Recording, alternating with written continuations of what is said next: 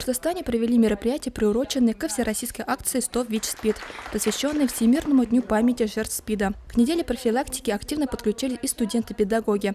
Данное мероприятие проводится БГУПУ совместно с Республиканским центром медицинской профилактики и Республиканским центром по профилактике и борьбе со СПИДом уже в третий раз. Сегодня организаторы поставили цель осветить эту проблему среди молодежной общественности и предлагаем новые инновационные формы профилактики ВИЧ-инфекции. Я думаю, что мы дадим инструмент для молодых активистов, который они могут использовать в дальнейшем в своей практике.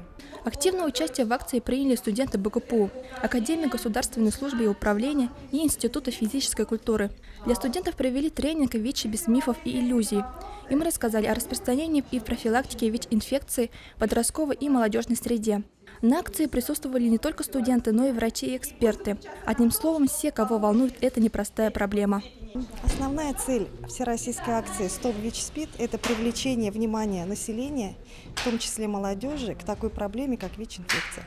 На сегодняшний день это заболевание, которое из разряда смертельных и опасных переходит в хронические заболевания, которые требуют долгосрочного тщательного наблюдения и лечения пациентов.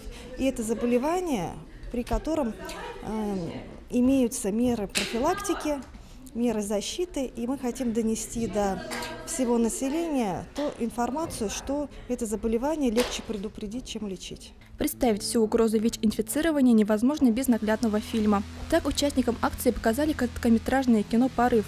Фильм рассказывает о том, как за минуты может измениться жизнь и окружение человека.